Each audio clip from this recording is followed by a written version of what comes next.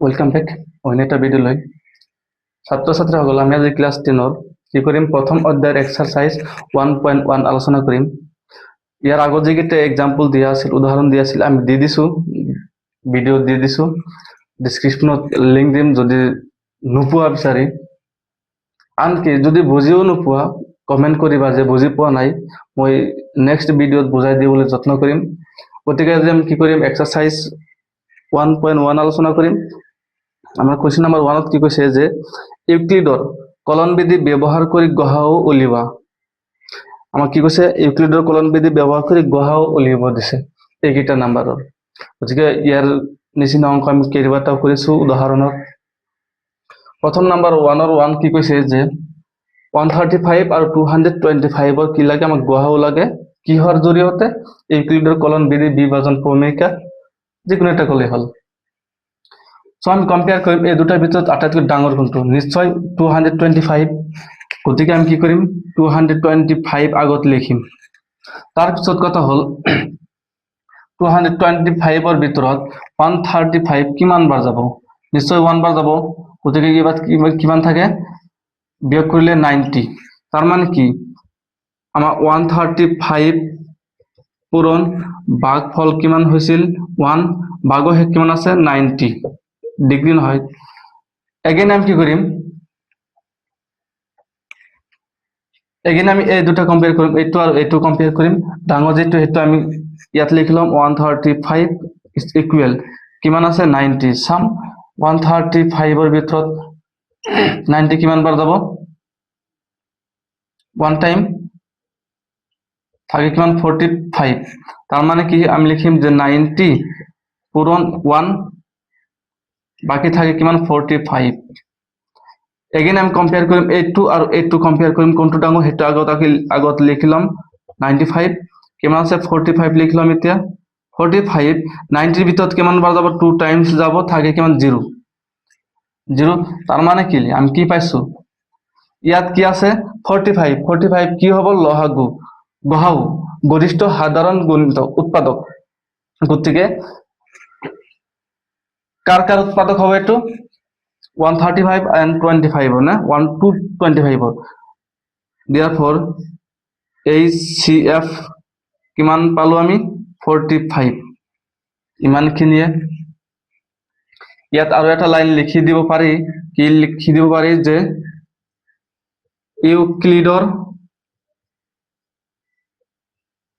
ইউক্লিডৰ কলন বিধি ব্যবহাৰ কৰি লিখি নিদিলেও হৈ যাব টেনশন নাই বিধি মতে ইমান লিখাৰ দৰকাৰ নাই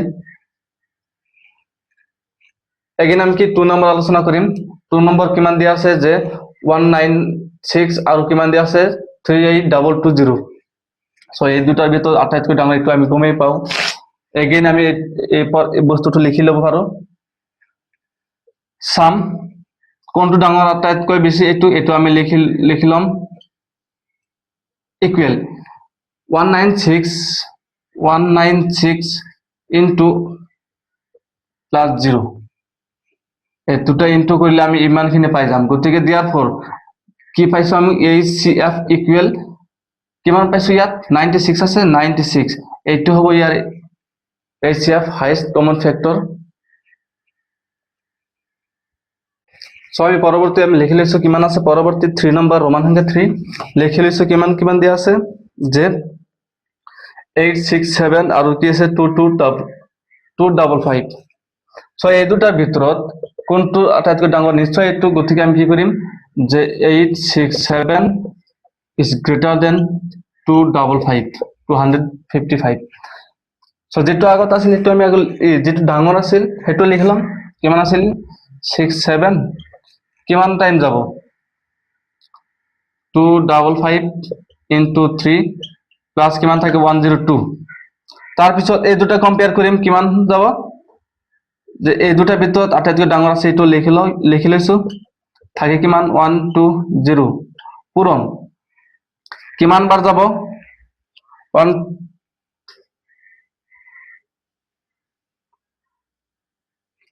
2 টাইমস থাকে কিমান 51 এগেইন আমি কম্পেয়াৰ কৰিম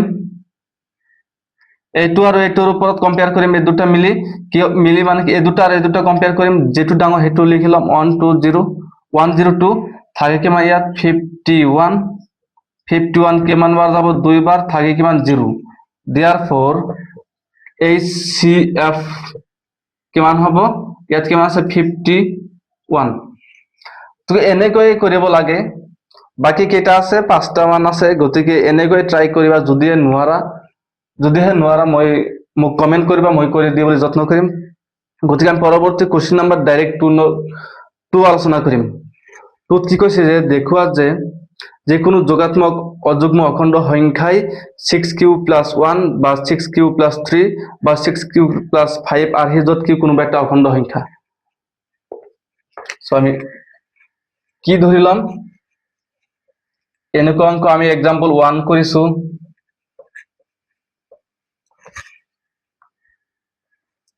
क्वेश्चन नंबर 2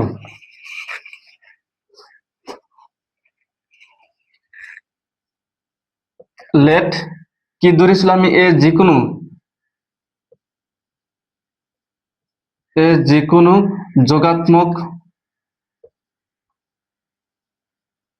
যোগাত্মক অখণ্ড সংখ্যা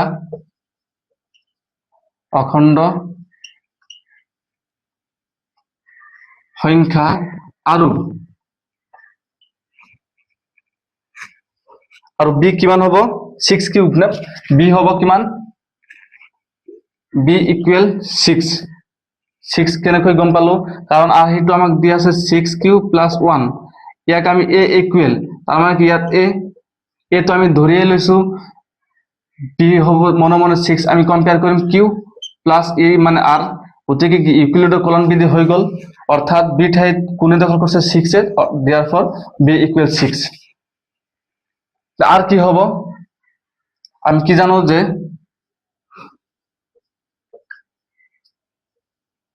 আর এর মান কি হবে তার মানে 0 এর সমান হবে 0 তকৈ ডাঙৰ হ'ব কিন্তু b তকৈ সৰু হ'ব এটো আমি জানো therefore ইয়াৰ কি লিখিব পাৰো r = 0 ৰ পৰা স্টাৰ্ট কৰি 0 1 2 3 4 5 আৰু কি লিখিব নোৱাৰো 6 লিখিব নোৱাৰো গতিকে ইমানখিনি আছিল r ৰ মান তাৰ পিছত আমি কি কৰিম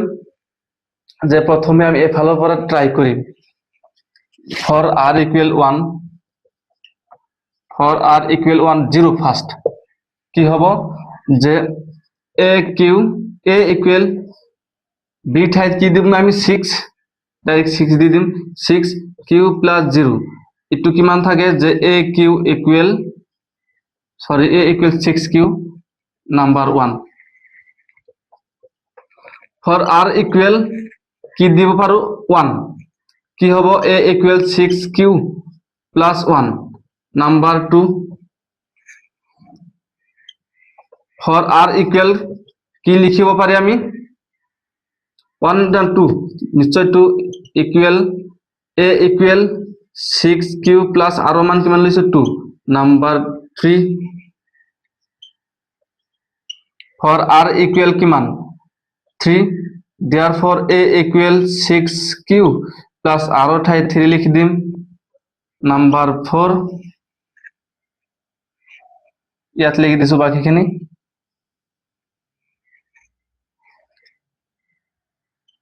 for r equal কি লিখিম আমি 3 লৈছো 4 লম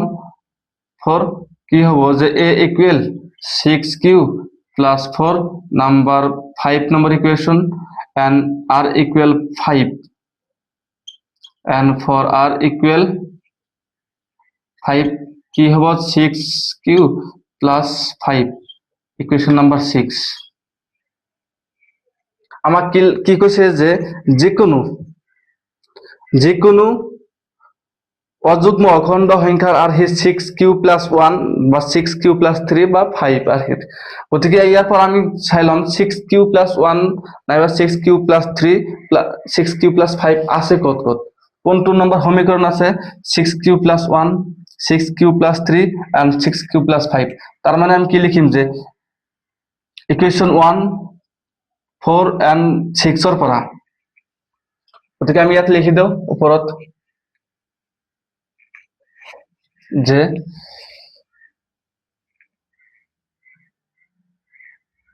1 থেকে 1 1 নহয় 2 সমীকৰণ 2 কমা 4 আৰু কিমান নম্বৰ সমীকৰণৰ পৰা 6 নম্বৰ সমীকৰণৰ পৰা কি লিখিব পাৰো যিকোনো যোগাত্মক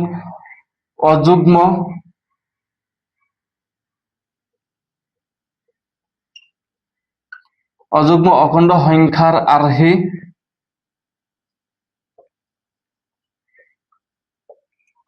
কি লিখিব পাৰো আমি 2 4 আৰু 6 নম্বৰ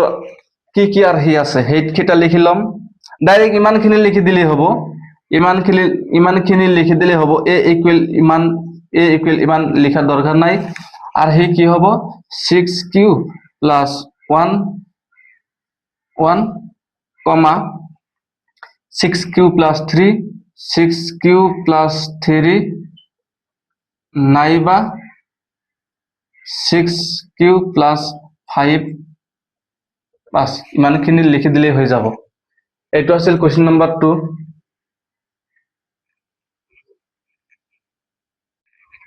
পৰৱৰ্তী কোৱেশ্চন নম্বৰ 3 কি কৈছে যে 616 সদস্যৰ এটা সৈন্য বাহিনীৰ গোটে 32 জনীয়া এটা সেনা দলৰ পিছে পিছে কদম খোজ কাঢ়ি যাবলগীয়া হ'ল তাৰ মানে কি কৈছে 616 জন এটা সেনা দল আৰু কি কৈছে 32 জনীয়া সেনা দলৰ পিছে পিছে খোজ কাঢ়িবলগীয়া হৈছে দুয়োটা দলে একে সমান সংখ্যক স্তম্ভৰ কদম খোজ কাঢ়িবলগীয়া হ'ল আৰু দুয়োটা দলে প্ৰথম দলত কিমান আছিল 616 আৰু 32 আছিল দ্বিতীয় দলত এই দুয়োটা দলে কি এটা আনটোৰ পিছে পিছে কদমে মিলি মানে কি খোজ কাঢ়ে কি মিলি একদম যাতে বুজাই দি আছো এনেকৈ সাপোজ এইটো ভৰি ইমানখিনি উচ্চতা লৈ আনিল আকৌ ইফালে নমালে এনেকৈ খোজ কাঢ়ো গতিকে দুয়োটা দলৰ উচ্চতা যাতে সেম হয় এনেকৈ কৈছে তাৰপিছত কি কৈছে যে তেওঁলোকে খোজ কাঢ়িবলগীয়া স্তম্ভৰ উচ্চতম সংখ্যা কি হ'ব তাৰ মানে কি ইফালে কিমান ভৰিটো কিমান ওপৰলৈ উঠাইছিল সেই বস্তুটো লাগে আমাক সিমানখিনি লাগে তাৰ মান লাগে তো আমি আলটিমেটলি কি লাগে আমাক কি গহাও লাগে বুজিলাম যে গহাও লাগে আৰু এনেকুৱা অংক আমি কৰিছো আমাক কিমান দুটা নাম্বাৰ দিয়া আছে এটা হৈছে 616 আৰু 32 এই দুটাৰ ভিতৰত আটাইতকৈ ডাঙৰ এইটো গতিকে এইটো আমি ফাৰ্ষ্ট লিখি লৈছো এই 32 616 ৰ ভিতৰত কিমান বাৰ যাব 19 বাৰ বাকি থাকে কিমান 8 তাৰপিছত আমি কম্পেয়াৰ কৰিম 32 আৰু 8 কম্পেয়াৰ কৰিম এই দুটাৰ ভিতৰত আটাইতকৈ ডাঙৰ হৈছে এইটো ফাৰ্ষ্ট আমি লিখি লৈছো বাকি কিমান থাকে 8 তো আমি লিখিছো 8 এই 32 ৰ ভিতৰত কিমান বাৰ যাব 4 টাইমছ যাব থাকে কিমান 0 therefore ইয়াত কিমান আহিছে 8 অৰ্থাৎ আমি কি লিখিব পাৰো নিৰ্ণয় স্তম্ভৰ উচ্চতম সংখ্যা 8 সো পৰৱৰ্তী কোৱেশ্চন আমাৰ কি আছে কোৱেশ্চন নম্বৰ 4 কি কৈছে যে ইউক্লিডৰ বিভাজন প্ৰমেয়িকা ব্যৱহাৰ কৰি দেখুৱা যে যিকোনো যোগাত্মক অখণ্ড সংখ্যাৰ বৰ্গৰ কথা কৈছে এতিয়া বৰ্গই থ্ৰাইছ m নাইবা থ্ৰাইছ m প্লাস 1 আৰু হে যত m কোনোবা এটা অখণ্ড সংখ্যা খুবই গুৰুত্বপূৰ্ণ প্ৰশ্ন ইম্পৰ্টেন্ট আছে লিখি লৈছো কোৱেশ্চন নম্বৰ 4 কি কৈছে যে আমাক ইঙ্গিত দিয়া আছে ধৰা x ধৰিব দিছে কথা হল যদি পৰীক্ষাত ইঙ্গিত দি থাকে x ধৰিব দিছে তুমি y ধৰিলা বা m ধৰিলা বা a ধৰিলা গতিকে তেনে ক্ষেত্ৰত কিছুমান সাৰে ক্যান্সেল কৰা চান্স 100% থাকে গতিকে যি ধৰিব কবা তুমি তাকে ধৰিবা আমাক কি কৈছে যে ধৰা x যিকোনো যোগাত্মক অখণ্ড সংখ্যা ঠিক আছে আমি ইমানখিনি ধৰি লম তেন্তে ইয়াৰ আৰ্হি হ'ব 6q বা 6q প্লাস 1 বা 6q প্লাস 2 আৰ্হিৰ এতিয়া ইহতৰ প্ৰতিটোক বৰ্গ কৰা আমি কি ধৰি লম তাৰপিছত কি x ইকুৱেল সাপোজ 3q এনেকৈ আমি লিখিম লিখাৰ পিছত দুয়োফালে আমি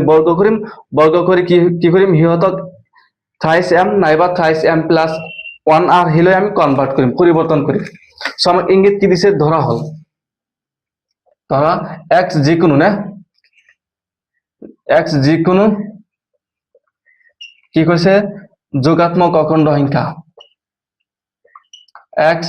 যিকোনো যোগাত্মক অখণ্ড সংখ্যা তেন্তে কি কৈছে তেন্তে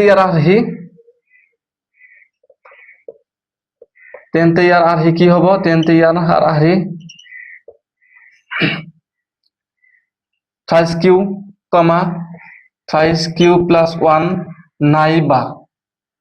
বা কি কৈছে থ্ৰাইছ কিউ প্লাছ 2 ইমানখিনি আমাক ইংগিত যি দিছে আমি লৈছো এতিয়া কথা হল x যিকোনো যোগাত্মক অখণ্ড সংখ্যা হলে আমি ধৰি লৈছো তেন্তে ইয়াৰ আৰ্হি কাৰ আৰ্হি অৰ্থাৎ x ৰ আৰ্হি ইমানখিনি হ'ব x ৰ আৰ্হি ইমানখিনি হ'ব x ৰ আৰ্হি ইমানখিনি হ'ব দিয়াৰ পৰা আমি কি লিখিব পাৰো এইটো লিখ দি এতেকে দি দিও এতেকে x ইকুৱেল x ৰ আৰ্হি কথা কৈছে ফাৰ্ষ্ট আমি থ্ৰাইছ কিউ দুয়োফালে বৰ্গ কৰিব দিছে x স্কয়াৰ ইফালে কি আছে থ্ৰাইছ কিউ বৰ্গ কৰি দিছো সো ইয়াত থাকক এটো মানে কিমান হ'ব যে 9 কিউ স্কয়ার এটো ইয়াৰ লগত কি স্কয়াৰ অৰ্থাৎ মানে কি 3 from 3 into 3 9 এই কিউ ইয়াত কি থাকিব কিউ স্কয়ার হিচাপে থাকিব গতিকে ইমানখিনি হল এতিয়া কথা ইয়াক আমি কেনেকৈ লিখিব পাৰো 3 into লিখিব নিশ্চয় পাৰো 3 into 3 9 কিউ স্কয়াৰ ইয়াক আমি কি লিখিব পাৰো যে থ্ৰাইছ m আমি ব্ৰ্যাকেটত লিখি দিম যে thrice square is equal m লৈ নাম্বাৰ 1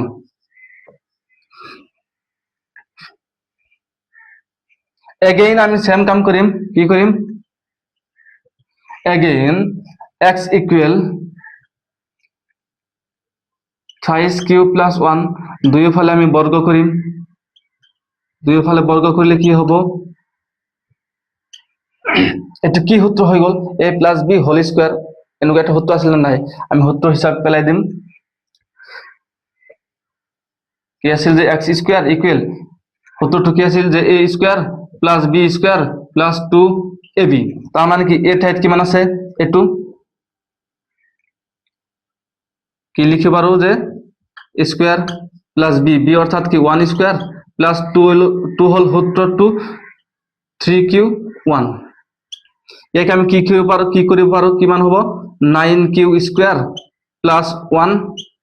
প্লাস কিমান হ'ব 2 into 2 into 3 6q তো ইয়াৰ পৰা আমি কি কৰিব পাৰো ইয়াৰ পৰা আমি এটা ইয়াক ইফালে লৈ যাও 9q square plus 6q plus 1 বাকিখিনি আমি ওপৰত লিখি দিছো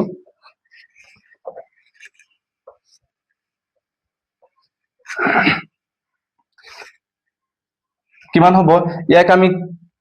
এনেকৈ লিখিব পাৰো নে নাই চাও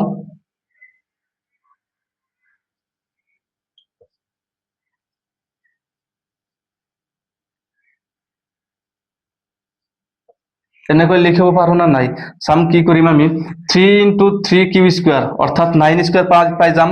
3 into 2 6 কিউ আছে 6q আৰু ইয়াক আমি আউট অফ ব্ৰ্যাকেট কৰিছো তাৰ মানে কি যে থ্ৰাইছ কিউ এই গোটেইখিনিক আমি m হিচাপে লম অৰ্থাৎ m ইফালে প্লাস 1 আছে আমি ব্ৰ্যাকেটত কি কৰিম যে thrice q is equal m হিচাপে লৈ ইকুয়েশন নাম্বাৰ 2 আমাৰ কি কৈছিল যে থ্ৰাইছ m কৈছিল আৰু না সাম থ্ৰাইছ m কৈছিল প্ৰথমে যেটো আমি এক নম্বৰত পাইছো তাৰ পিছত কি হৈছে thrice q plus thrice m plus 1 আহি কৈছে না ইংগিত এটোৱে কৈছে গতিকে আমি এগেইন কৰিব নালাগে অৰ্থাৎ তাৰ মানে কি আছিল যে আমি x equal thrice q plus 2 ইয়াক আকৌ বৰ্গ কৰিব নালাগে আমি ডাইৰেক্ট কি লিখিব পাৰো 1 আৰু 2 ৰ পৰা ডাইৰেক্ট লিখি দিব পাৰো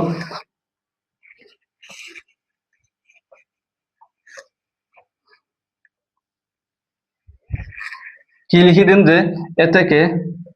1 আৰু 2 ৰ পৰা কি লিখিব পাৰো আমি ধৰি লৈছিলো কি যে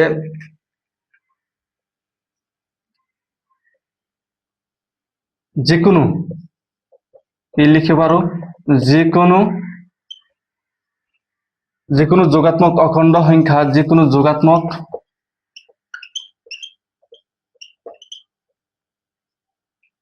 অখণ্ড সংখ্যাৰ বৰ্গ আমি কি লিখিব পাৰো? বৰ্গৰ আৰ্হিটো দি দিওঁ, বৰ্গৰ আৰ্হি কি লিখিব পাৰো? 1 নম্বৰত কিমান আছিল? 1 নম্বৰত মচি দিয়া হৈছে। 1 নম্বৰত আছিল থ্ৰাইছ m, নাইবা 2 নম্বৰত কিমান আছিল? থ্ৰাইছ m + 1, বাস ইমানখিনি লিখি দিলেই হৈ যাব। সেইটো আছিল কুৱেশ্যন নম্বৰ 4। বাকি প্ৰশ্ন আমি অহা ভিডিঅ'ত আলোচনা কৰিম। ইমানখিনিলৈ চোৱাৰ বাবে ধন্যবাদ থাকিল। যিহেতু মই আগতেই কৈছো যে কেমেৰাৰ সন্মুখত কথা কোৱাৰ অভ্যাস মোৰ নাই, গতিকে লেংগুৱেজটো ইফাল সিফাল হলে কনচিডাৰ কৰি ল'বা। গতিকে বন্ধু বান্ধৱীলৈ শ্বেয়াৰো কৰিবা যাতে সিহঁতৰো হেল্প হয়, আৰু আমি দোৱা কৰো যাতে অহা আগন্তুক 27ৰ HSLC এক্সাম সকলোৰে ভাল হয়। গতিকে ধন্যবাদ থাকিল, ছাবস্ক্ৰাইব কৰিবা।